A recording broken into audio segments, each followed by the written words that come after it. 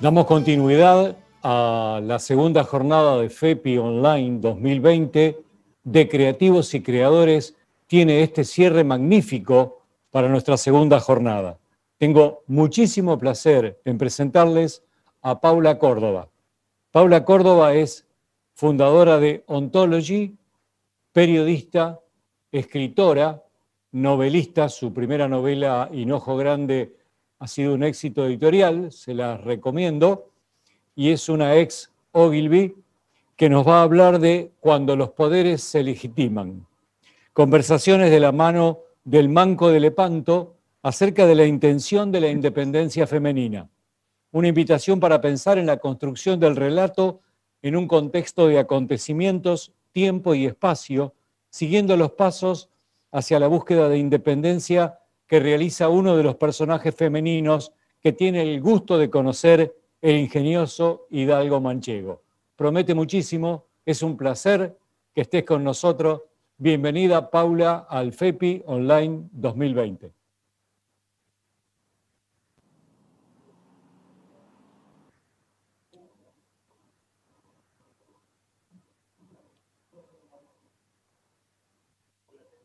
Hola. Hola.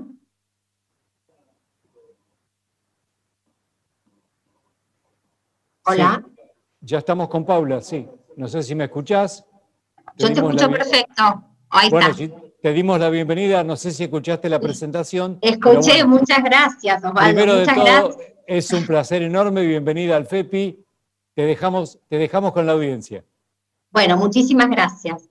Buenas tardes a todos, muchas gracias, Osvaldo, gracias al FEPI por haberme invitado a formar parte de este festival 2020. Muchas gracias a todos los que están conectados. Y en medio de esta ficción que nos está tocando vivir, o como muchos llaman, esta nueva realidad, también me pregunto yo, en este contexto, ¿qué es la ficción y qué es la realidad? Es que me atrevo a tomar de la mano, nada más ni nada menos que al Manco de Lepanto, también conocido como el señor Miguel de Cervantes, que les voy tirando una primicia, no era manco, y les quiero proponer perdernos un rato en una de las tantas divertidas y exquisitas aventuras que tiene Don Quijote. Y de esta manera, y desde un punto de vista de la literatura, poder pensar juntos en las relaciones entre la mujer y el hombre a lo largo de la historia, el lugar social que ha ido ocupando cada uno, las fluctuaciones de la concentración del poder de unos respecto de los otros, y en la construcción del relato que va a dar sustento mediante su lógica a la creación de leyendas, fábulas, cuentos, novelas, nouvelles, etc., y que en el ámbito de la literatura se representan mediante la escritura. Entonces, mi idea era invitarlos a pensar juntos en esta construcción de los personajes, de los acontecimientos, de los tiempos, los espacios, a través de estas aventuras que son completamente literarias, pero al mismo tiempo son vitales. Digamos, y esta es la magia que tiene esta novela, que no solo está lo mágico lo encontramos en lo discursivo o en lo narrativo, sino que además también es completamente vital. ¿No? Y para esto les voy a presentar a Miguel de Cervantes, que obviamente nace en el medio del siglo de oro español, contemporáneo de Shakespeare, en realidad ambos mueren el mismo año. Shakespeare, lector de Cervantes y del Quijote, no, dicen que no así al revés. Se cría en el seno de una familia donde son 7 hijos y que en 1571 participa de la batalla de Lepanto junto a uno de sus hermanos, ¿no? Es la del Imperio Otomano contra la coalición católica, la que se conoce como la Liga Santa. Y ahí es que pierde la movilidad de su mano y por eso el mote del Manco de Lepanto. Pero la verdad es que no era manco, ¿no? Pero bueno, la cuestión es que Cervantes publica Don Quijote en 1605 y es considerada la primera novela moderna, de la era moderna. Esta novela, que contiene 2 partes, la segunda está escrita 10 años después, contiene además pequeñas historias adentro de la gran novela, ¿no? Y acá es importante destacar que Don Quijote provocó muchísimas construcciones y de todo tipo. Y para empezar, y siendo bien literal, vamos a empezar con las primeras construcciones: estatuas, esculturas, pinturas, otras novelas, otros cuentos. Tenemos el ejemplo del Pierre Menard de Borges, por ejemplo, las óperas escritas, el ballet de Don Quijote, ¿no? Y quizás una de las construcciones más conocidas por nosotros y más populares, tiene que ver con la famosa frase «ladran Sancho, señal que cabalgamos», que no sé si todos ustedes saben, pero nunca fue dicha y no existe en ninguna de las dos novelas de Don Quijote. Sin embargo, todos, incluida yo, se la atribuimos a él y la utilizamos atribuyéndosela a él. Entonces, en este contexto, les propongo que entremos en la historia de Grisóstomo y Marcela. Esta es la primera de varias novelas que están insertas dentro de Don Quijote.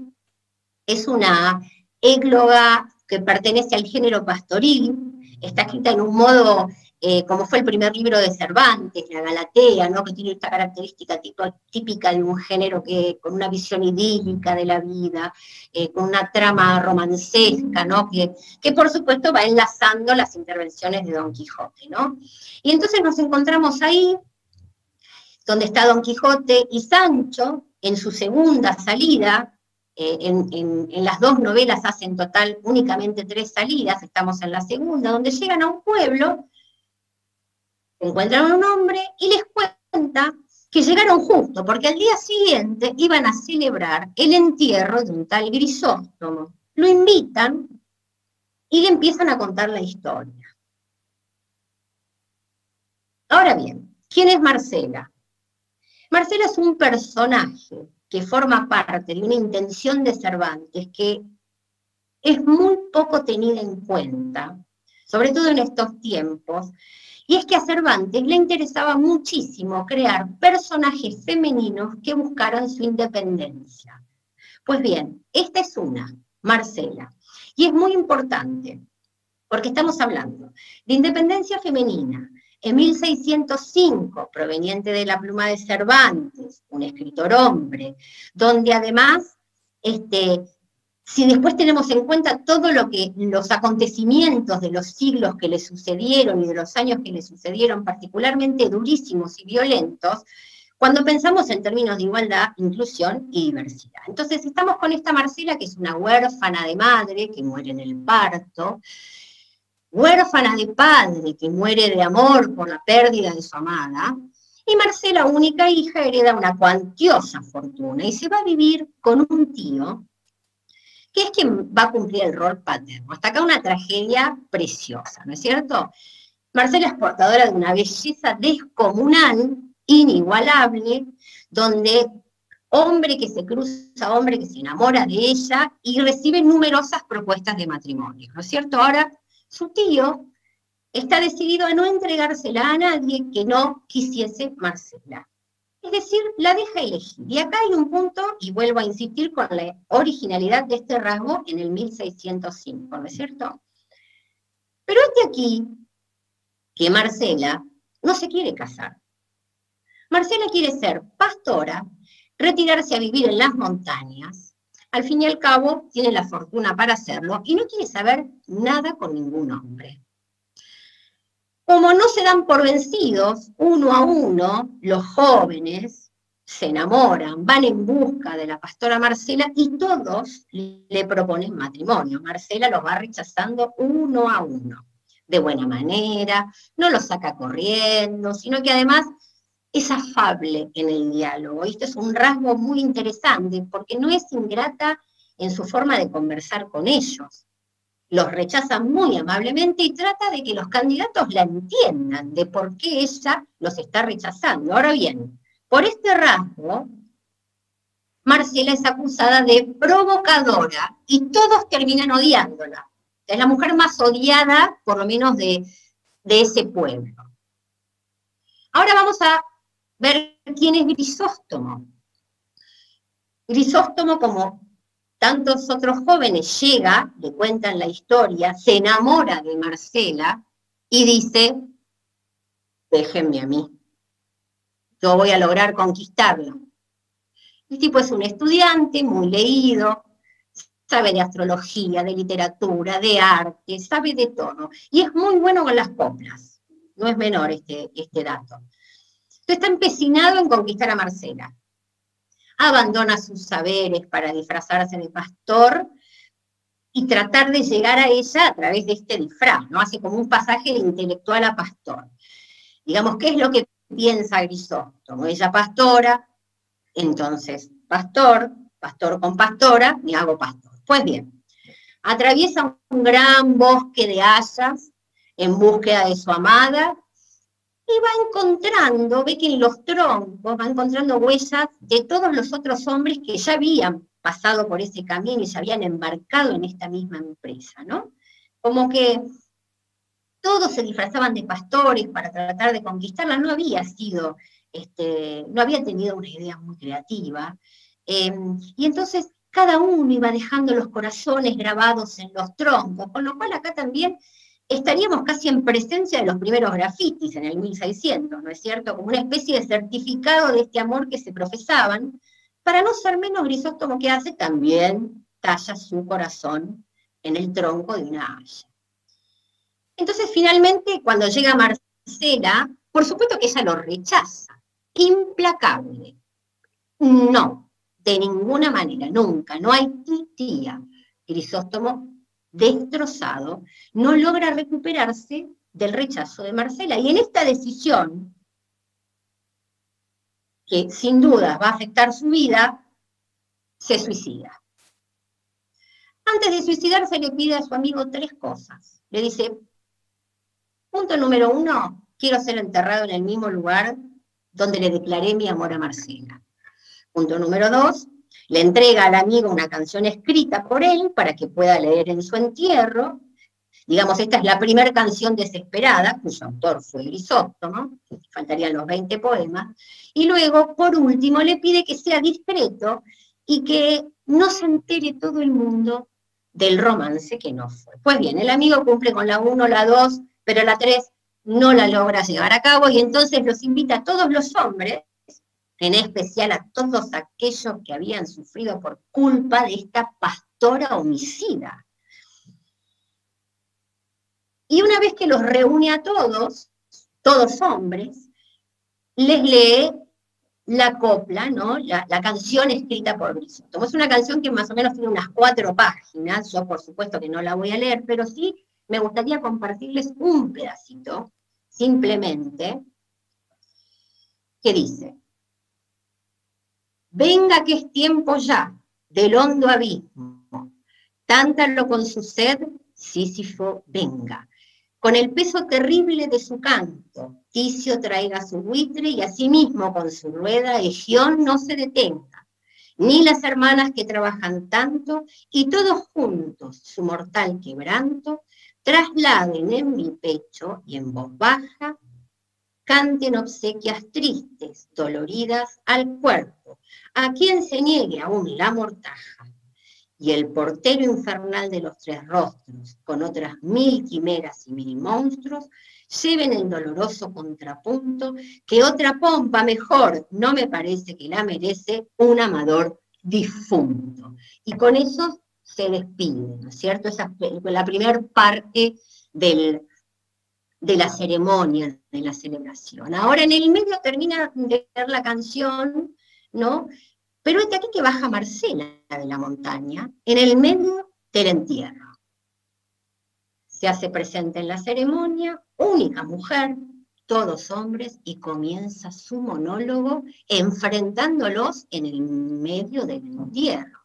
Y acá, tampoco, por supuesto, les voy a leer el monólogo completo de Marcela, pero hay 2 partes que son muy interesantes para ver de lo que escribió Cervantes en el 1600, una que yo creo tiene mucho que ver con la diversidad y el amor libre, donde Marcela dice: pero puesto caso que corran igualmente las hermosuras, no por eso han de correr iguales los deseos, no todas las hermosuras se enamoran, que algunas alegran la vista y no rinden la voluntad, que si todas las bellezas se enamorasen y rindiesen, sería un andar las voluntades confusas y descaminadas. sin saber en cuál habían de parar, porque siendo infinitos los sujetos hermosos, infinitos habían de ser los deseos. Y según yo he oído decir, el verdadero amor no se divide y ha de ser voluntario y no forzoso. Y en otra parte, que acá habla de la libertad, también es muy interesante, dice, yo nací libre, y para poder vivir libre escogí la soledad de los campos. Los árboles de estas montañas son mi compañía, las claras aguas de estos arroyos mis espejos. Con los árboles y con las aguas comunico mis pensamientos y hermosura. Fuego soy apartado y espada puesta lejos. A los que he enamorado con la vista he desengañado con las palabras. Y si los deseos se sustentan con esperanzas, no habiendo yo dado alguna a Grisóstomo, ni a otro alguno al fin de ninguno de ellos. Si bien se puede decir que antes lo mató su porfía que mi crueldad. Y acá es muy interesante cómo podemos ver, cómo pone en palabras de Marcela, diversidad, amor libre, libertad, ¿no? Incluso este buen decir que yo les estaba comentando que tiene Marcela, ¿no? Sin enojo, hasta casi sin crítica, ¿no? Para ir cerrando este cuento que les estoy contando, para mí es muy interesante darle un cierre con Don Quijote, porque por supuesto que no puede quedarse afuera, como buen caballero andante, ¿no? Que es. Cuando Marcela termina su monólogo, se da media vuelta y se va de vuelta para la montaña. Don Quijote cruza el camino, se pone delante y se enfrenta a toda la audiencia masculina, y entonces termina de esta manera. Ninguna persona, de cualquier estado y condición que sea, se atreva a seguir a la hermosa Marcela, so pena de caer en la furiosa indignación mía. Ella ha mostrado con claras y suficientes razones la poca o ninguna culpa que ha tenido en la muerte de Grisóstomo.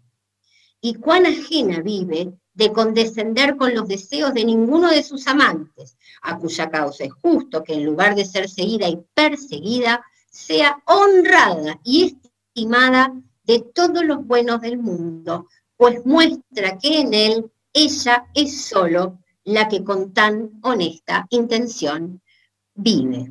Bueno, y acá, nada, termina el cuento y termina la invitación que yo les quería hacer para poder pensar juntos. Muchas gracias.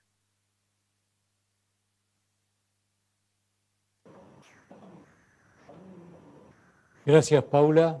Un verdadero soplo de aire fresco y de creatividad tuya, obviamente del gran Miguel de Cervantes. Bueno, esto nos trae realmente una hermosa brisa para terminar la segunda jornada de FEPI Online 2020. Te lo agradecemos mucho y bueno, un privilegio que hayas estado con nosotros. Para mí un privilegio haber cerrado el día de hoy. Ojalá que podamos pensar un poquito con este cuento. Seguramente será para reflexionar y mucho más en estos momentos donde tanto de eso se discute o al menos se habla, y mucho más en el medio de una pandemia como nos afecta. Gracias, Paula. Un beso muy grande y gracias por tu aporte a De Creativos y Creadores. No, gracias a ustedes. Buenas tardes.